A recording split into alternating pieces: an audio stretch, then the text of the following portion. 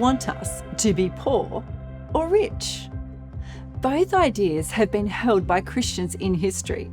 The monks of medieval times thought the former, so they abandoned all their material goods in pursuit of God.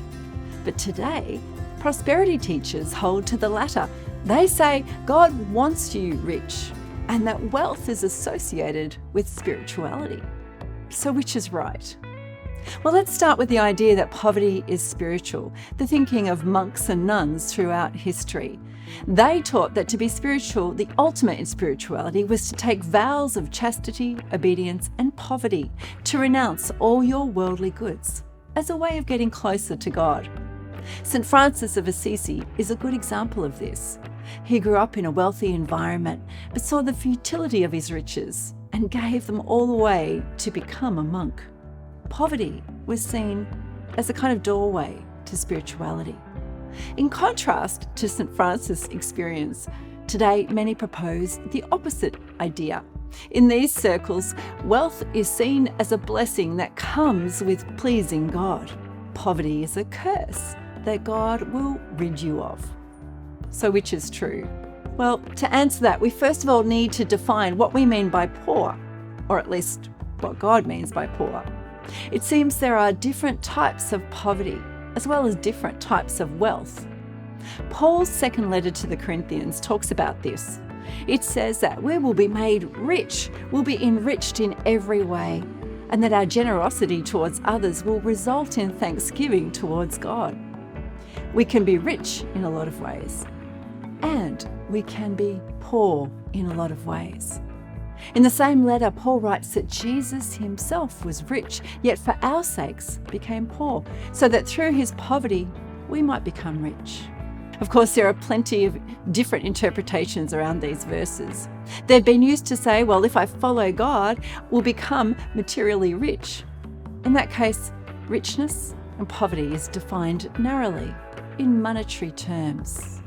What is most important here is to understand that God's primary concern is spiritual wealth, those treasures that last for eternity, that are most important to God. Things like good deeds, generosity, kindness, a servant heart. It's a healthy spiritual life and godly character qualities that make us truly rich. These are the things that will last when our earthly lives fade. They're things that are used for God's kingdom and not for selfish gain. In God's kingdom, eternal things are more important than material. Remember, the second that we die, all our possessions belong to somebody else. But the question still stands, of course, does God want us to be materially poor? Well, from Jesus' perspective, it's not money itself that's the problem. It's our attachment to it. Jesus warned us repeatedly about how seductive money can be. Paul wrote the same message to Timothy, his mentee. He said that the love of money is the root of all kinds of evil. The desire for more is a trap. It lures us in and produces ruin and destruction. So the call then is not so much about what we have, but how we handle what we do have.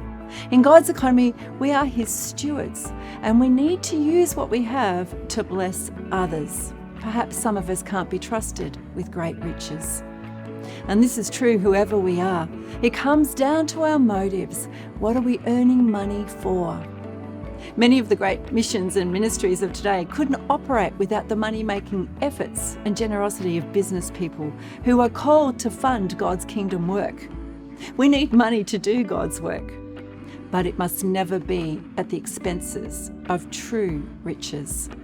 To sum up, God wants us to have as much money as we need to fulfill his purpose faithfully and to bring him glory.